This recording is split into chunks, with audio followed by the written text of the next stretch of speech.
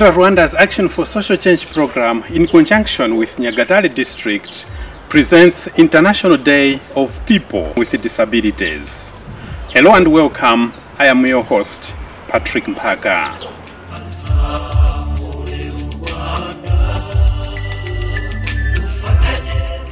International Day of People with Disabilities falls on December 3. It is an international observance day promoted by the United Nations since 1992.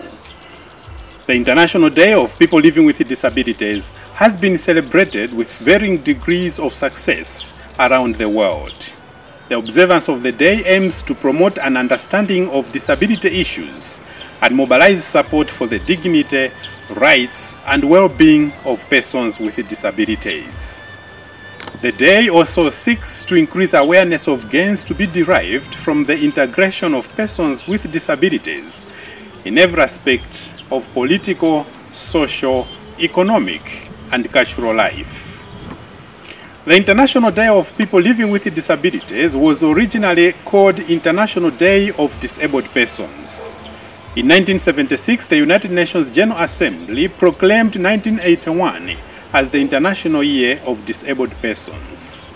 The United Nations called for a plan of action at the national, regional, and international levels, with an emphasis on equalization of opportunities, rehabilitation, and prevention of disabilities.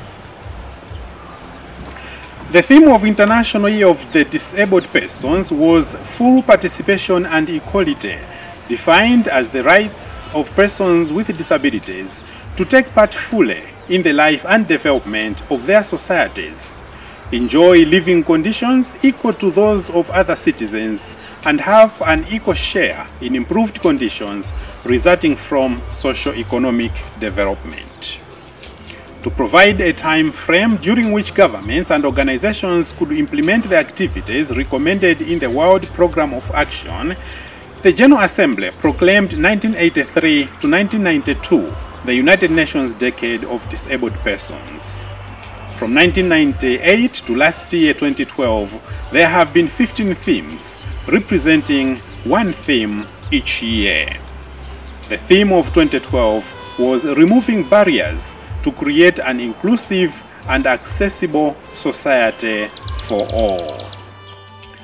The government of Rwanda, as a member of the United Nations, has been observing the International Day of Persons with Disabilities at different levels. It is important to note that despite the achievements made by the government and people of Rwanda since 1994, the World Health Organization estimates that there may be as many as 1 million people in Rwanda living with a disability. Given the accepted link between poverty and disability and Rwanda's history of conflict, it becomes easier to see why this number is so high. People living with a disability therefore represent an important minority who has long been ignored in development initiatives as well as in the national census due to the associated stigma.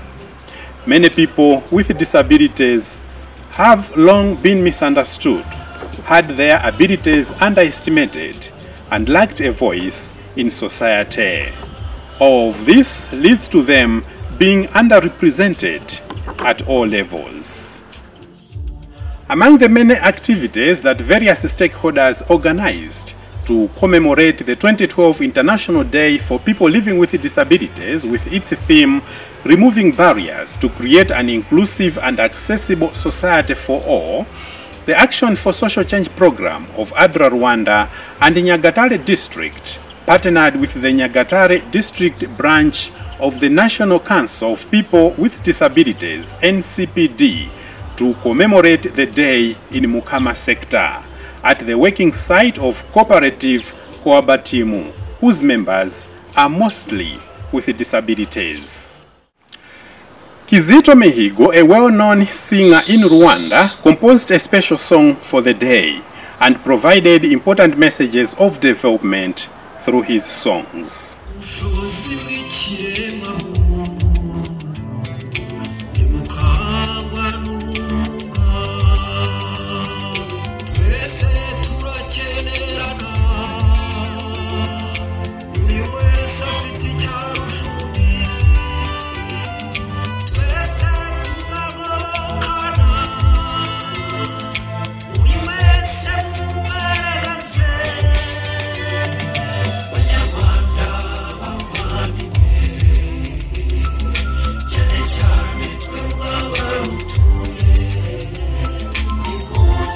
In his speech, Honorable Clever expressed his appreciation for the partners that organized the event and enabled him to interact with people with disabilities in Nyagatare district. He encouraged the audience to keep commemorating the day and play a role in removing barriers and creating an accessible environment for everybody. Abaturage ba Mukama muraho. Nishimiye cyane kuba ndi kumwe namwe umunsi n'ubwa mbere ngeze ino kandi nabakunze ubwo nzagaruka. Mbyukuri rero ijambo ry'uno munsi si ijambo rikomeye cyane kuko ibyinshi byavuzwe babagejeho imikino ntabonye numvise bose bashima ariko nzi yuko mwese muzi impamvu y'uyu munsi. Byukuri uyu munsi umuntu abakwiye gushima n'abawutekereje kubera yuko abantu bafite ubumuga kera muzi ko babitaga. Sinjya ntinyuka kuvuga kiriya kijambo gitukana ko genda umukristo sintukana kwita abantu ikintu kandi ari abantu urumva namwe ko bitari byiza ariko ibintu bigenda bihinduka bigana kumvikana neza bigakosoka ibi bigakosoka. Byukuri rero ndashima cyane abantu batekereje uyu munsi ariko nkashima noneho ubuyobozi bw'igihugu cyacu bwabishyizemo imbaraga nyinshi kugira ngo akaciro kuno munsi kumvikane neza abantu bumve uyu munsi icyo umaze. Umunsi mpuzamahanga w'abafite ubumuga uba itariki 3 Ukuboza buri mwaka ubu twawijije ku nshuro ya 20 ejo bundi i Kigali. Uno munsi mwebwe mwawizihije none ku rwego rw'akarere aribyo nshimira cyane akarere kuko nabwo ubwo barimo kugaragaza ubushake bafite mu kugaragaza uruhare rw'abafite ubumuga. Abafite ubumuga mwabyumvise mwumvise indirimbo nziza cyane umuhanzi Kizito yaduhimbiye nagira ngo mumumpera amashyi kuko nishimiye cyane. Nishimiye kandi ndamushima Imana imumugisha. Vuze kwiteganyiriza nibuka ikindi nari natekereje ari amakoperative yatewe inkunga. Nagira ngo mbashimire cyane kuba batewe inkunga no kuvuga ngo bakora neza kandi nta ufasha utifashije kandi nkatwe bafite ubumuga dushimishwa no kudufasha kwifasha pana bimwe byo guhabwa gusa cyangwa byo gusabiriza kudufasha kwifasha. Buriya bafashije kwifasha. Niba babafashije kwifasha rero mugomba kubereka yuko mubishoboye mukifasha mugatera imbere mukabagaragariza ko inkunga babateye ifite aho yabavanye naho yabagejeje mukagaragaza uburyo mwakoresheje iyo nkunga mukabashimisha. Buri ifo gushimisha uwaguteye inkunga mukayimushimisha ukora neza ugaragaza icyo wakoresheje ibyo yaguhaye byaba ngombwa yabona ari ngombwa akongera akavuga ati noneho kugeza hadeka nongere ngufashe ugere n'ahandi. Numva rero ari byo nababwira abandangije mbashimira cyane mbashimira ko mwaje muri benshi shimira bagize uruhare kugira ngo mwese mube muri hano kandi mvuga ngo Imana bahe umugisha cyane. Murakoze cyane tuzongera.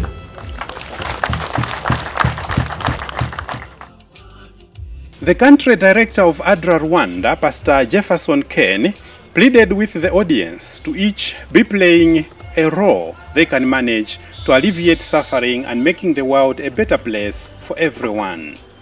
Pastor Jefferson pointed out that development partners get encouraged to assist when the concerned communities or groups have demonstrated a will to achieve something. He then announced that ADRA Rwanda would donate 10,837,000 francs towards COABATWIMU Cooperative to enable the group complete its training site that the group were already in the process of constructing. It was a special time hari umunsi nawe wari udasanzwe when walking in this earth ubwo nagendaga muri isi was a special man. hari umugabo udasanzwe. He used to walk with 12 disciples. yagendaga n'intumwa. Somebody came to him noneho umuntu aza iruhande rwe and said to him, aramubwira, somebody that you love, a good friend of yours, umuntu w'inshuti yawe is dead. yapfuye.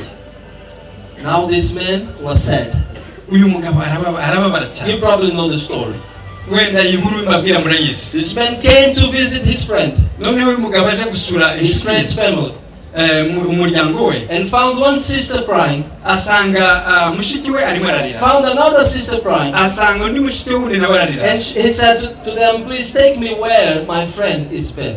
none arambwira ati ntwara uwo mushiki wanjye bamuha. And he came there, ajyayo, and when he got there was a big rock, ageze hasanga urutare runini cyane. and this special man, noneho uyu mugabo udasanzwe nababwira, he had the power yari afite ingufu zidasanzwe to make that person wake up yari afite ingufu zidasanzwe kugira ngo akangure wa from the dead, amukura mu rupfu, and he was going to do that. kandi yari agiye kubikora. He was so powerful yari afite ingufu zidasanzwe that he could just say to that person, wake up from the dead, yari afite ingufu zidasanzwe kugira ngo abwire wa muntu uti kanguka usubize, and that person will live again. kandi uwo muntu akagira ubuzima. But when he got in front of that rock, ariko ageze imbere y'urwo rutare, you know what he said? musiki yamubwiye, He said to the ones around them, abwira abo bantu bari bateraniye aho, please remove the rock.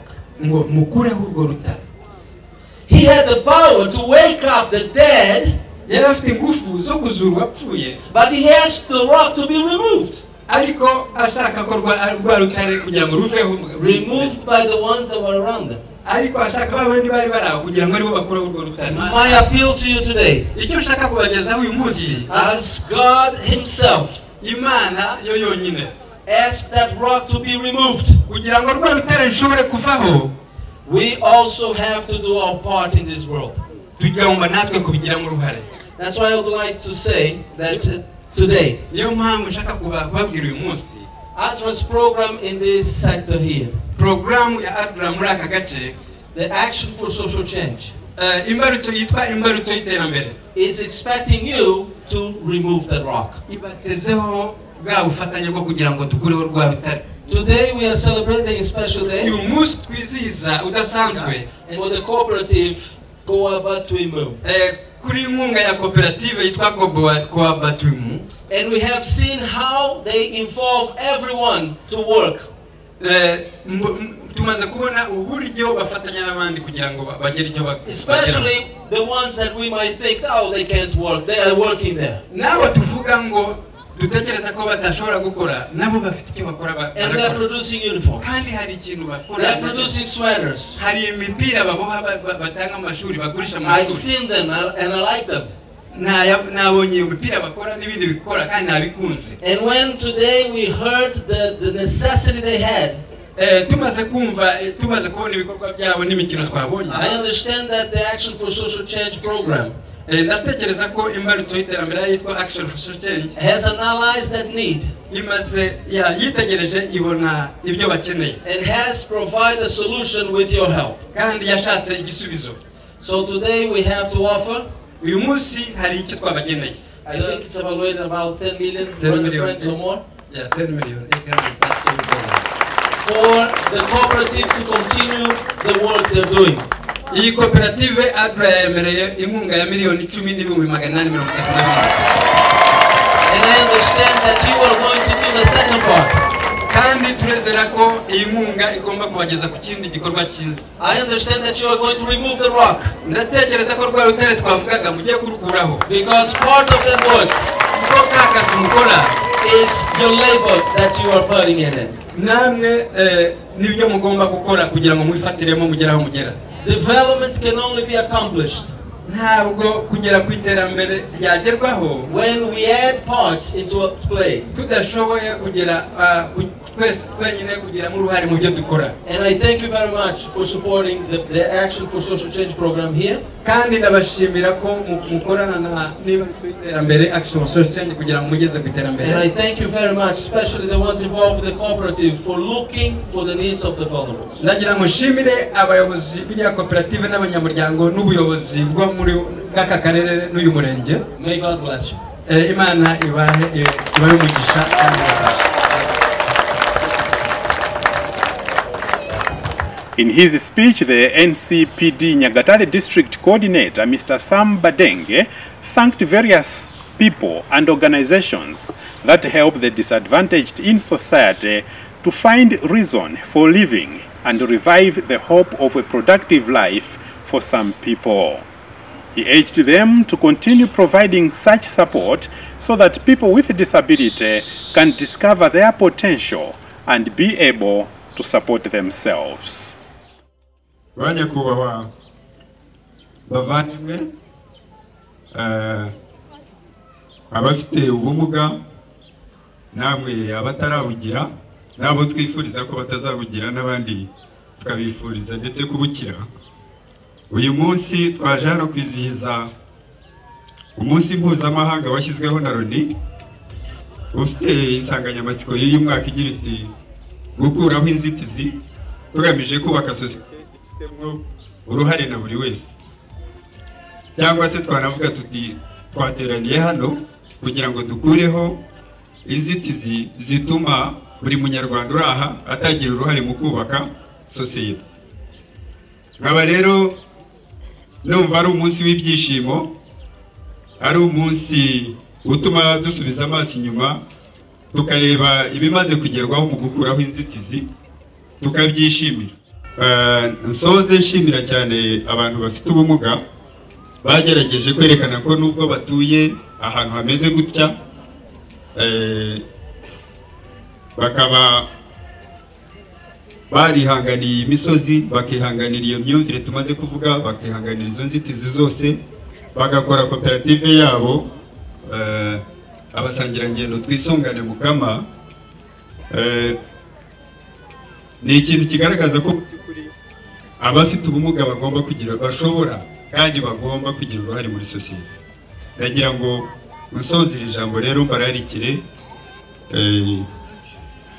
umanuka mukareba ibikorwa byabo, kandi tunabasaba n'abandi baterankunga baraha ko mubatera ingabo mu bitugu bikarushaho kugenda neza, murusheho kunezerwa, murusheho kumererwa neza muri ibi birori, twese turusheho kumererwa neza dukuraho inzitizi. Imana ibahe umugisha. Murakoze.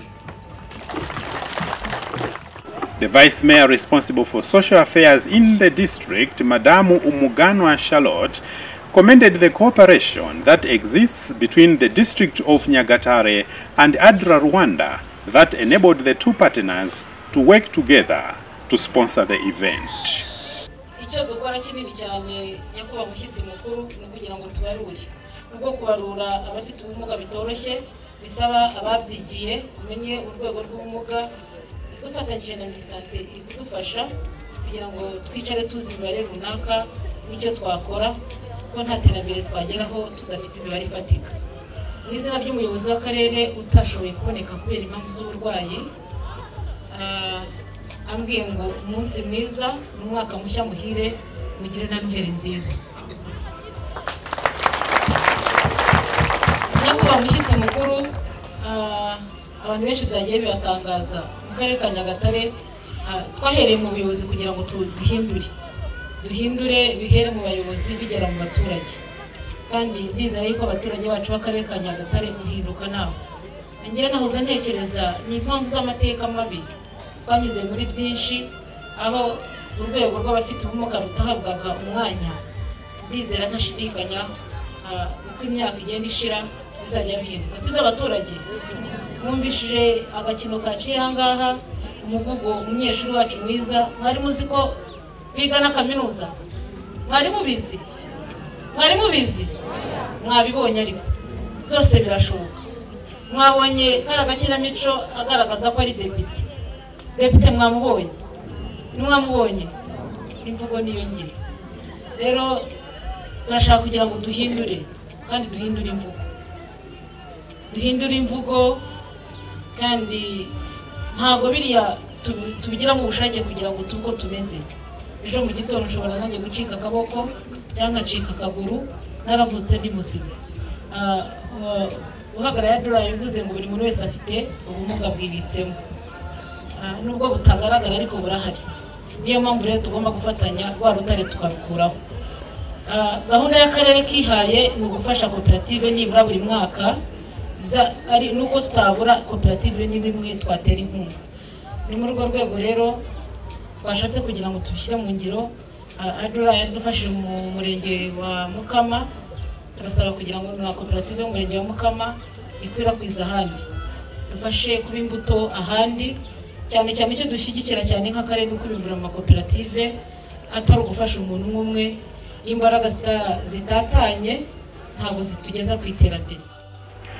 During the event, a student representing fellow students with disabilities at Kigali Institute of Education, KIE, Nicodem, recited a poem in line with the theme of the day. Nanjye ni njyewe kera bajyaga bita ya mazina bakanyita Nyamweru. Kuko impamvu mbivuze nuko abantu bajya bitiranya ibintu, ariko bavuga abafite ubumuga bwo ku ruhu, kandi murabona ko nishimiye uko ndi. Imana ishimwe. Nahoze mbabaye numva amagambo yarari muri uriya mukino, uburyo abantu baduha kato bavuga ko ntacyo dushoboye gukora, batwita amazina, baduhimbira amazina adusesereza, abandi bakumva ko ntacyo dushoboye. Ariko ndagira ngo babwire ngo iyo siyo mpamvu. Ibyo bibazo byose nibyo byatumye nanjye himba umuvugo, ndavuga ngo impamvu siyo ni iyi ngiyi. Rurema bintu w'ingoma ngombwa, uko yahanze niko yashatse, uko yangenje bifitiye impamvu. Si iby'impuha mpagaze mpimba ngo ngire ukundi nabigenza. Icyo nkora ni impamvu abafite ubumuga duhora duhezwa, tukibagirana no mu ruhando no ku muganda wo kwiyubakira sosiyete iboneye twese. Umuhanzi ni ngiye Hakizimana Nikodemu, umunyeshuri mu ishuri rikuru nderabarezi rya Kigali KIE. Murakoze. Amadini yo mu Rwanda icyo akeneye Yesu gusenga no kwicara ngasengera mu rusengero rumwe. Amadini yo mu Rwanda icyo akeneye ni ukuganira, agashaka ikiyahuje, agatanga umusanzu agaciro k'Abanyarwanda. Niyo ntero niyo ngendo, niyo mwambaro w'uruzinduko duserukana mu mahanga. Agaciro k'Abanyarwanda niyo ntero niyo ngendo, muze twese tugasigasire tukarinde kwandavura. Uwo mwambaro w'uruzinduko tuwurinde icyasha, uwo mwambaro w'uruzinduko tuwurinde guhinamirana. Agaciro k'Abanyarwanda niyo ntero niyo ngendo, niwo mwambaro w'uruzinduko duserukana mu mahanga. Agaciro k'Abanyarwanda niyo ntero niyo ngendo, mucyo twese tugasigasire tukarinde kwandavura. Uwo mwambaro w'uruzinduko tuwurinde icyasha, uwo mwambaro w'uruzinduko tuwurinde guhinamirana.